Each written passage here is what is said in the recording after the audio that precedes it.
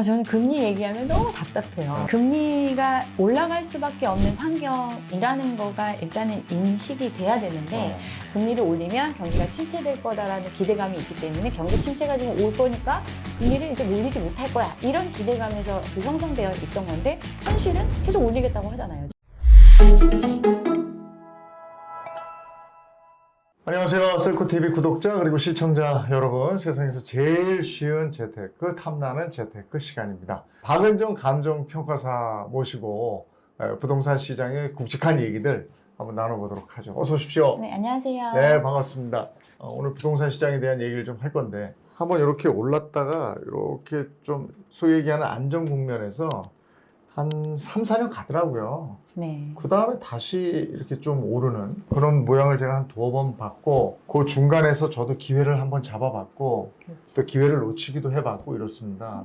어떻게 보세요, 일단? 요즘 뭐 반등한다 뭐 이런 얘기가 나와도 이게 과연 그럴까? 이런 생각도 좀 가지실 것 같아요. 네. 왜냐하면 우리가 과거에 경험했던 것들이 있기 때문에. 그런데 이제 또 젊은 분들은 뭐 오르는 시장만 경험을 해보셨잖아요. 네. 그러다 보니까 이제 조금 빠졌다고 느끼는 게 굉장히 그 낙폭이 크게 느껴지고 지금이 바닥이 아닐까 이런 생각에 또 요즘 좀 마음이 설레시는 것 같습니다. 근데 왜 그러냐 하면 요즘에 곳곳에 따라서는 신고가를 갱신했다, 뭐 네. 집이 오를 것 같다, 이런 기사들을 많이 접하니까 미처 집을 장만하지 못했는데 돈이 조금 있는 분들, 여력이 있다 생각하는 분들은 빨리 잡아야 되는 거 아닌가, 이렇게 생각하는 분들도 있거든요. 일단 여력을 갖추신 분들은 네. 아직도 고민하고 계신다고 볼 수 있어요. 네. 그 여력을 갖췄다는 얘기는 그만큼 어떤 자본 축적의 시간을 가지신 분들, 그래서 어떤 부동산 시장의 등락을 경험했던 분들이 많기 네. 때문에 지금 약간 반신반의하면서 시장을 보고 있고, 오히려 이제 갭 투자라든가 이런 네. 거를 과거에 이제 주변에서 했는데 돈을 벌었다고 했다가 뭐 지금 조금 빠졌다고 하니까 나도 이제 지금 늦기 전에 들어가야 되는 거 아닌가 이러면서, 사실 이제 거래를 하셨던 분들 보면 이제 생애 최초 주택을 네. 통해서 어떤 정책적인 지원에 힘입어서 주택 매입에 나서신 분들이 실제로 있었던 거거든요. 그래서 지금 뭐 이제 신고가가 갱신됐다 이런 얘기가 나오더라도 이 얘기에 대해서 정말 100% 믿을 수 있느냐, 이거에 대해서 지금은 조금은 비판적으로 시장을 바라보시는 것 같아요. 신고가 같은 경우는 우리 이제 아직 실거래가 신고 제도 자체가 계약만 체결이 되면 바로 신고할 수 있는 이런 네. 구조이기 때문에 이게 실제 어떤 등기까지 이어지는 진성 계약인지 여부가 판단되지 않는 시장이거든요.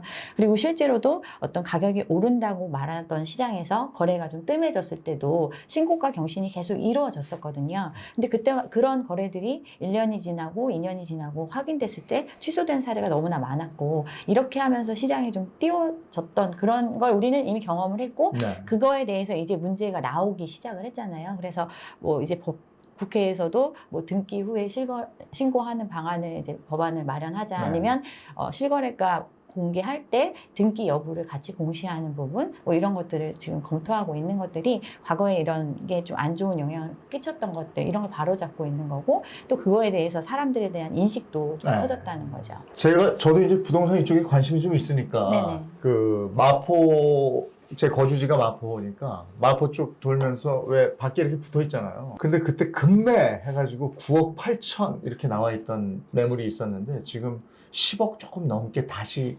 정정했더라고요. 그러니까 조금 호가를 좀 높여놓는 경향이 있는데. 집을 갖고 있는 사람 입장에서는 당연한 거죠. 네. 뭐 시장에서 뭐 가격이 좀 올랐다고 하고 신고가가 네. 경신됐다, 떨어지던 게 이제 낙폭이 좀 줄어들고 다시 이제 뭐 금매보다는 이제 조금 더 올라간 가격에 찾는 사람이 있다, 이런 얘기를 들었을 때, 그런 이제 떨어진 폭이 굉장히 크잖아요. 이 떨어진 폭이 큰 데서 이제 아주 바닥에서 조금 더 올려서 그럼 내가 지금 이렇게 말한 최저가에 팔 필요는 없잖아, 이런 생각을 가질 거고, 그러면서 호가를 올릴 수는 있죠. 그리고 부동산 중개하는 입장에서는 사실은 자기가 매물을 갖고 있는 것보다 어떤 매도인이 그러니까 매매를 하겠다는 의향이 있어야 되고, 또 이걸 사주겠다는 매수자가 찾아와야 중개거래를 성사시킬 수가 있잖아요. 그러니까 일단 매도인이 원하는 가격을 있는 그대로 시장에 오픈해 줄 수밖에 없는 구조죠. 그래서 뭐 호가가 좀 올라갈 수는 있는데 그 가격에 이제 실제로 막 거래가 막 체결이 되고 이러면은 시장의 분위기가 좀 바뀌었다고 볼 수도 있지만 지금 그렇지는 않거든요. 그렇죠. 네. 그러니까 매수하려는 사람이 갔다가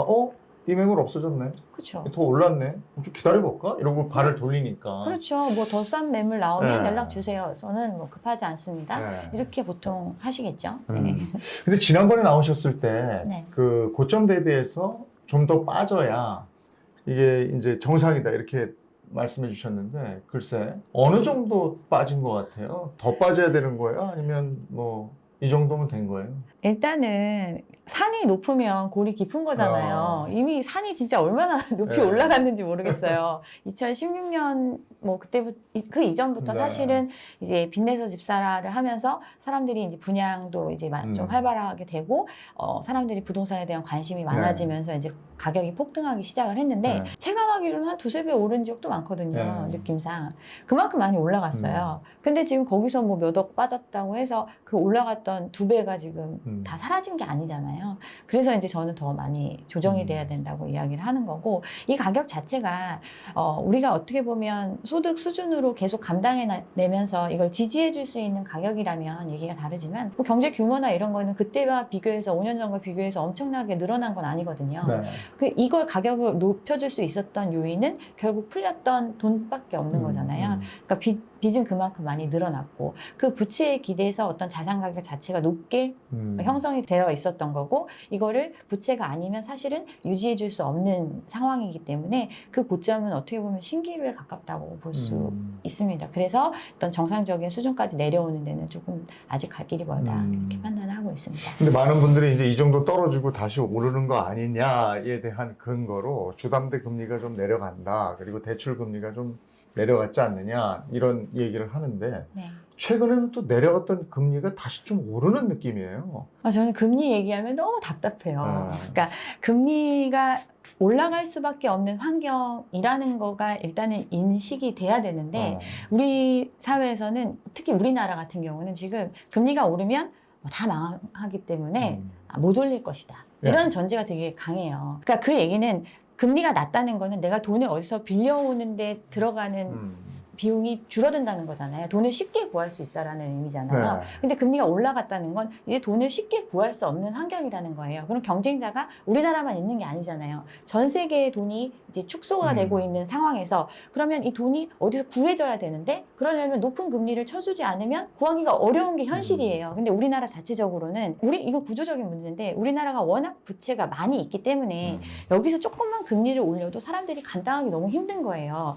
그런 상황이다 보니까 이제 뭐 연체율도 늘어나고 있고 뭐 부동산 PF 쪽에서도 유지를 계속 사업을 끌어나가거나 이 사람들이 이제 손들고 이제 이걸 공매로 던지는 뭐 이런 상황으로 가지 않게 하기 위해서는 어느 정도 이제 금리가 낮아질 필요는 있는 거죠. 그래서 어떤 은행에서 뭐 정책적으로 마진을 좀 줄인다든가 상생금융을 통해서 너희들이 이제 이익을 볼 수 있는 걸 좀 줄여가면서라도 금리를 낮춰라. 뭐 이런 개념도 있었고 시장 금리가 좀 낮아졌던 이유는 은행 1금융권이 은행이 돈을 구하는데 조금 상대적으로 훨씬 더 수월했던 환경이었거든요. 그리고 미국에서 금리 인상을 안 할 거다라는 기대감, 뭐 이런 것 때문에 이번에 한번 동결을 하긴 했지만 이제 멈췄다라는 그런 기대감 때문에 지금 어떤 시장에서 조금은 돈을 융통하기가 쉬워졌던 상황이었기 때문에 조달 금리가 낮아져서 어떤 금리도 조금 자체도 내려갔던 상황이었는데 사실은 이게 굉장히 사회의 기대거든요. 금리를 올리면 경기가 침체될 거다라는 기대감이 있기 때문에 경기 침체가 지금 올 거니까